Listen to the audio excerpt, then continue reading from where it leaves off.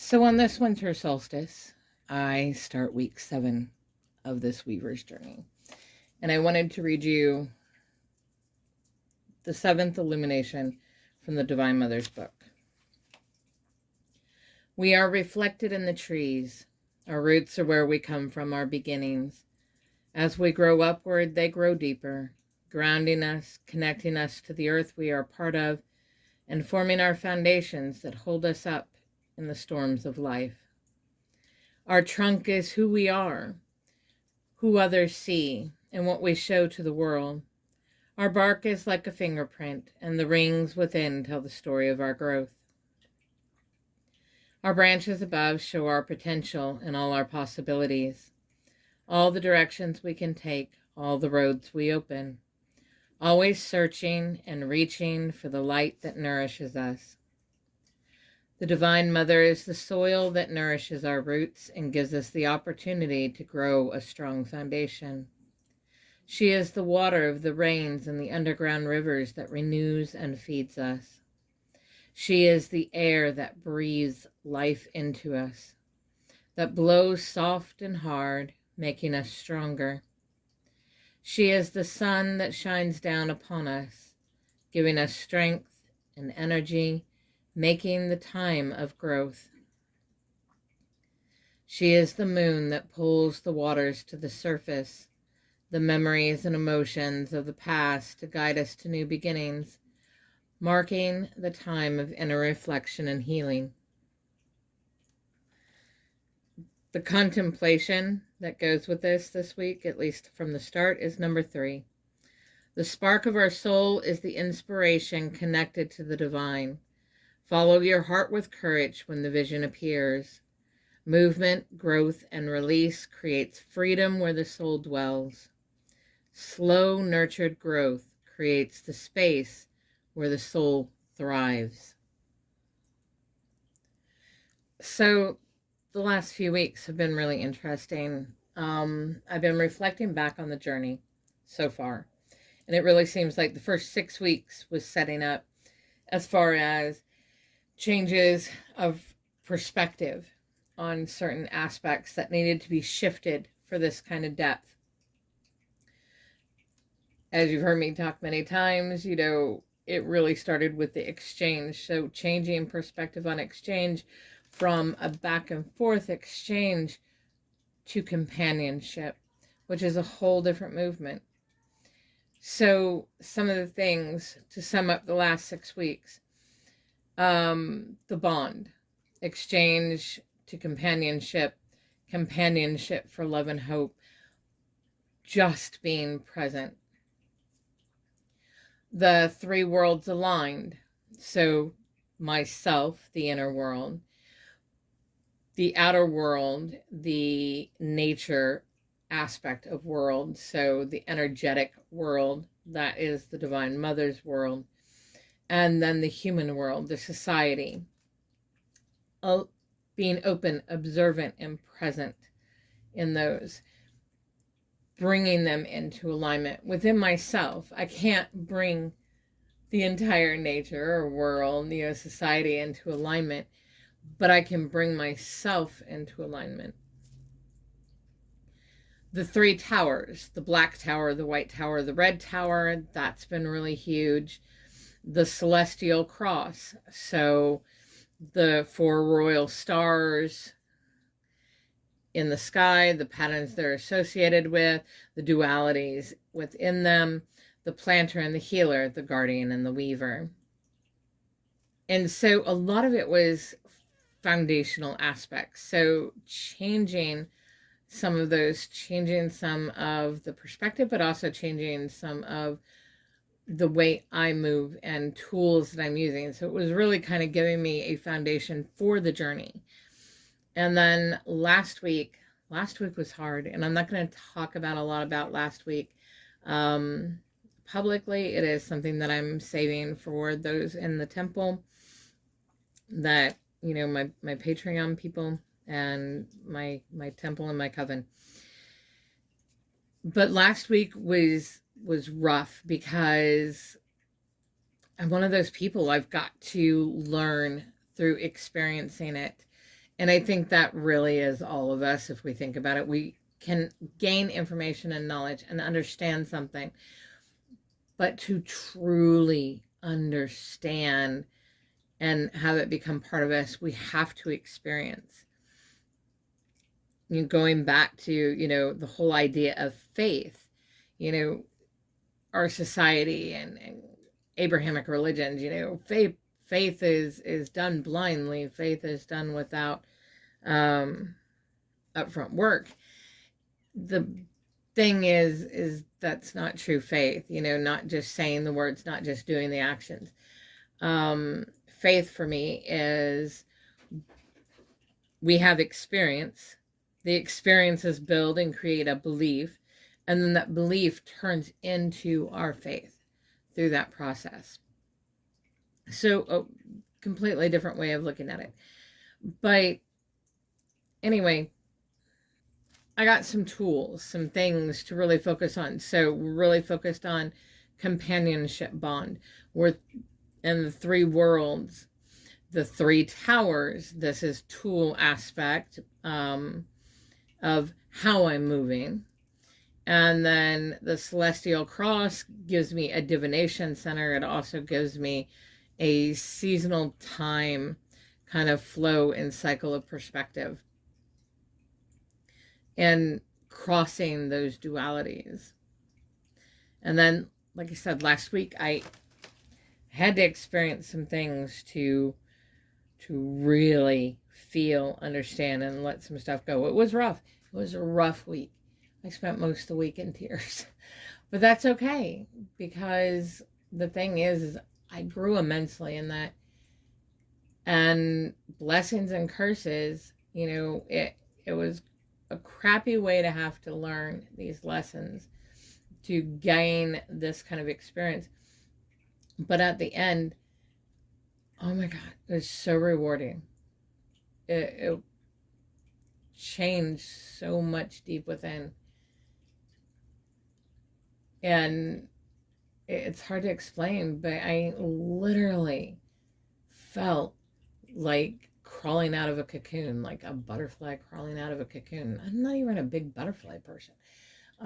It's just the imagery that kind of was felt, not seen, not heard, but just kind of felt that way.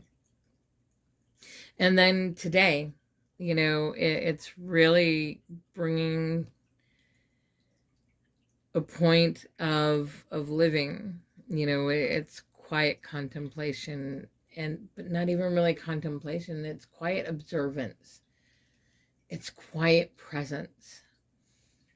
And there's been all kinds of things this morning about tools and all this. And I know we live in a very commercialized society. People tell you need everything. And my tools did help me. I'm using tarot and oracle to have conversation. Really, really helped. The soul runes, using them, crafting spoken magic and magical spells and rituals with them, extremely, extremely helpful.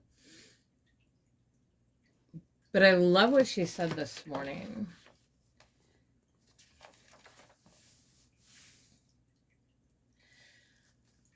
I can look to the sky for the stars on the horizon. I can close my eyes and see the story. I can use my voice and shift the vibrations. Everything else is for show. I need nothing that is not me. I do not need to possess anything but myself. Open the mind to receive. Observe the world around you and how you are moving in those worlds. Present. Be present in the present. The past is learned. The future is hoped. Life is in the present. And going back to this, aspect and things we've talked about before, that tools are just there as placeholders, as keepers, as a physical representation of the energy. Even when we're talking spell work, it's the energy that's connected to the herb. It is the pattern that is connected to the herb. It is the pattern in the energy that is connected to the candle. And here's the thing. You can do all that without plucking the herb, without lighting the candle, without having these things present. It helps in the beginning. It really does. And I'm not above saying that, that is where I think people should really start. It helps to focus. It helps to train the mind. It helps to connect to those energies, because we are human beings and we are very tactile. We are very sense oriented. And so by, using these and senses, using our senses, we're able to reorganize, restructure, and reprogram the mind. So they are very useful. But you will eventually get to a place where you don't need them in order to, I don't need basil in order to tap basil, that pattern. I've built that connection. I built that bond through working with it. And so I don't need to go pluck the plant.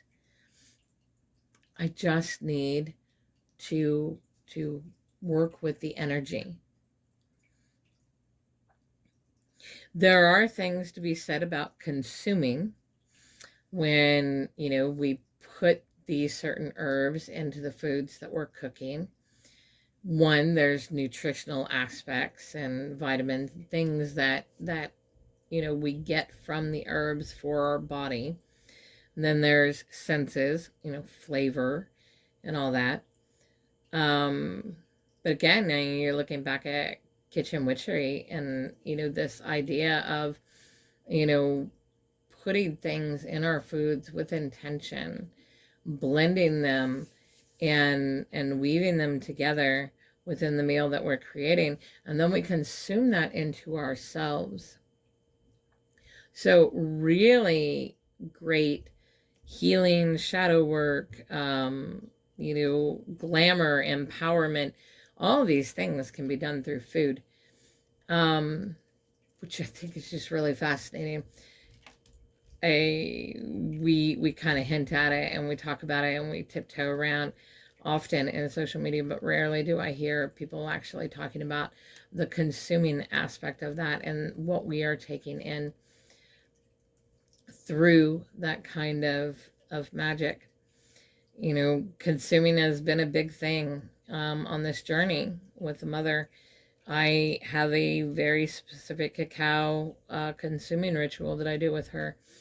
And I also do it with Adeliza, my part of my ancestral soul that is I am working with this.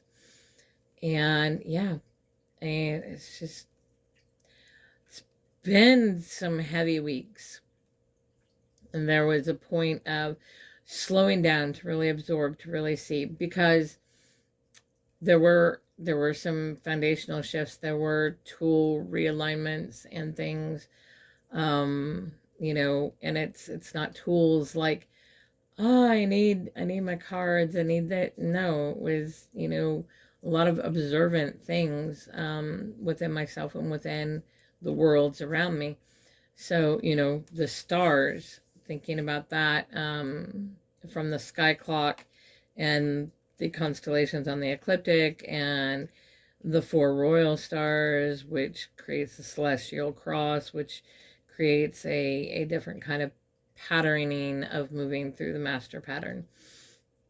You need the first pattern first of the master pattern, and I think this is a deeper version of that when you get past the beginning and you go, to the next level of it. I think we're here. It'd be really interesting to see what comes next. The 3 towers. The 3 towers are really about our approach. So everything is a transformation. The Black Tower approaches and moves through a place that starts from a conflict or a disruption, generally outside of ourselves, but they're also, the ones internal when we have internal conflict, or outside disruption. And so it starts from a more deconstructive place, destruction and deconstruction. White Tower is very much that movement from when everything's really kind of stable and good, and we're in creation mode, and we're in that kind of movement. We're still going to have destruction in that. We're still going to have some healing that has to go through that. The steps and all the towers are the same. It's a matter of how we're moving and where we're moving from. And the red tower is interesting because it's that wholeness. It's the black and the white tower. It's a mixture of both. It's a mixture of coming from both. And again, they all hold the same steps. It's just reordered differently, dependent on what it is we're doing. It's going to depend on what tower, dependent on how we choose to move through a situation, a transformation, a change, depends on which tower that we're choosing. We'll keep getting deeper into that. I still need to write a bunch of stuff on all of this, so it's in written format so you can see. The problem is she's had me in this space that, it's this contemplative place of slowing down, of reflection, of really going deep into the concepts that are already there. So it's like nothing new. But I'm also haven't been ready to write about it. Every time I sit down to try and write, I'm all excited. I'm like, yeah, let's knock this one out. And the moment I sit down, it's like, no, not today. This is not today. An interesting change from today. It's winter solstice. And it seems like, I needed to go through the things that I went through last week to get to this point. But I think I'm ready now. I think this week I'm going to be able to get my stuff done and get a bunch of stuff out there. That is my hope. That's how I'm feeling today. So yeah, that's just kind of where I am, a little bit of a catch up. I hope everybody is having a wonderful holiday season, no matter what you're celebrating and when you're celebrating.